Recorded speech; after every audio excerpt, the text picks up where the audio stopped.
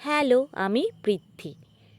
পড়ন্ত বিকেলে গরম সহ্য করতে না পেরে মাঠে আসছিলাম, তো আসতেই দেখি হাতের কাছে একটা কাঁঠাল ঝুলছে।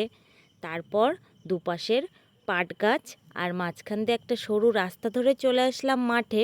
মাঠে উচ্ছে ক্ষেত, বেগুন ক্ষেত, তারপর আখ ক্ষেত পেরিয়ে যখন পুরো ফাঁকা মাঠে আসলাম, তখন দেখি কাকিমা জেঠিমারা সব কাজ করছে।